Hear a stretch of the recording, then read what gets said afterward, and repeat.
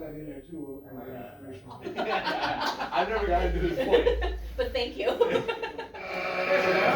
like it. All right. Oh. Wasn't sure if throwing the 50 or it's bright enough in here now. Oh, yeah. So. No, those are good. 2015, when we had that big fat seminar, Yeah. you said, if you don't promote yourself, nobody will. Right? There you go. I took that to heart. Nobody else is gonna come up to you and do it.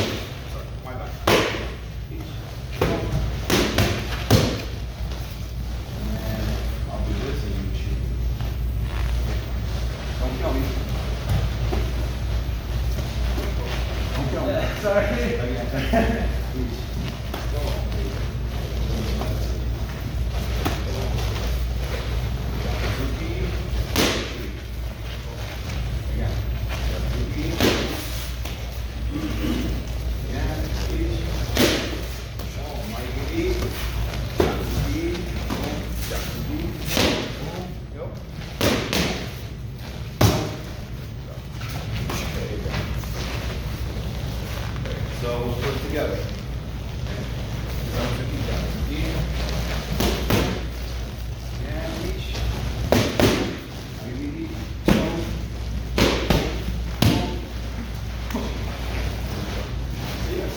Go. In front leg. Back leg.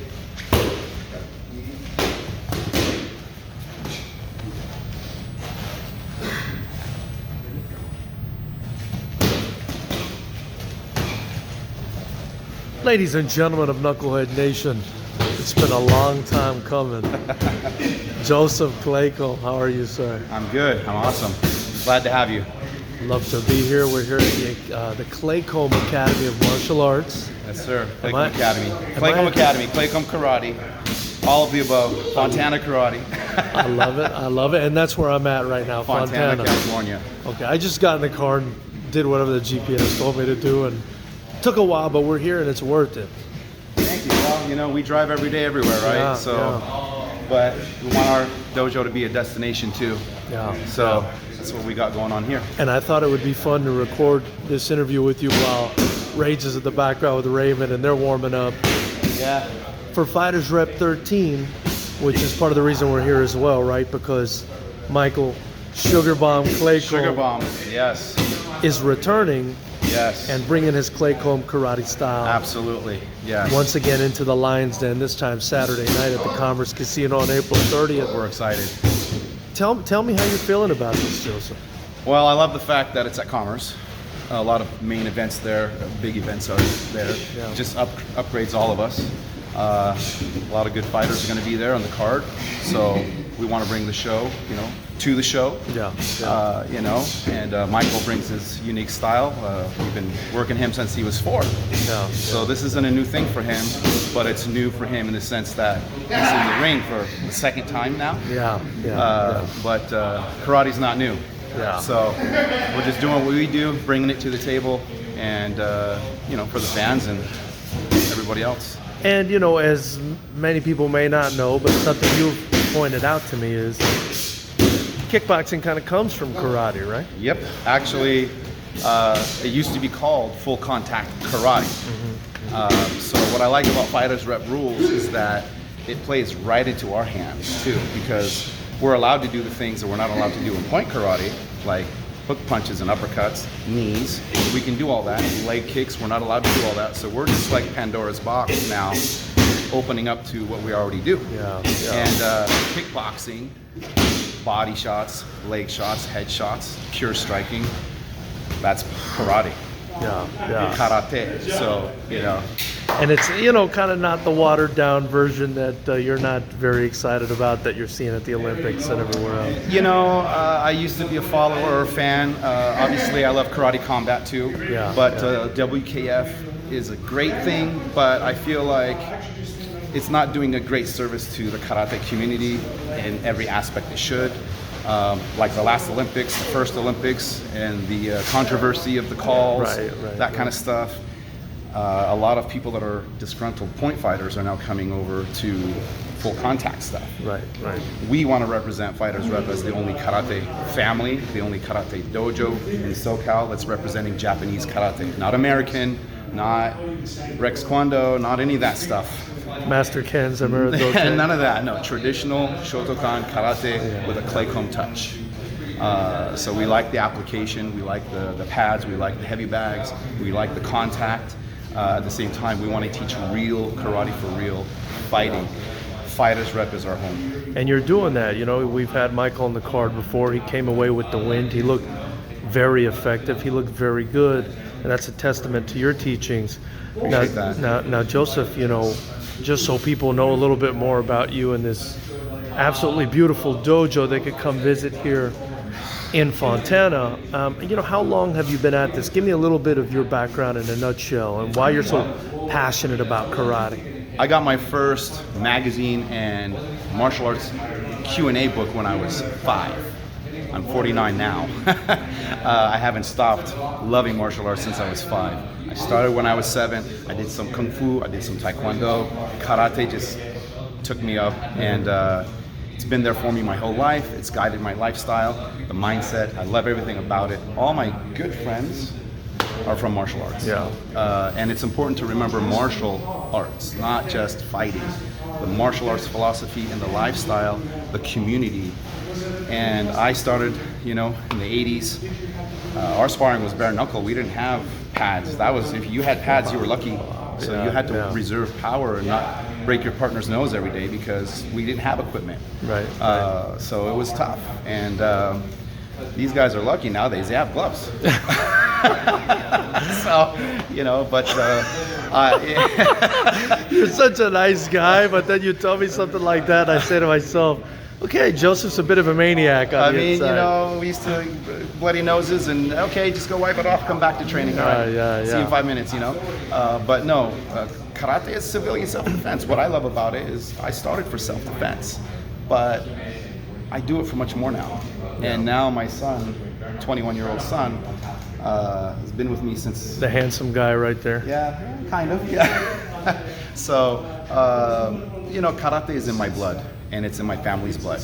And this is what we do. When we say traditional karate, we don't just mean the traditional Japanese style. We mean the spirit is the tradition, family tradition, the dedication, the tradition of commitment and follow through and good manners and integrity, all these things.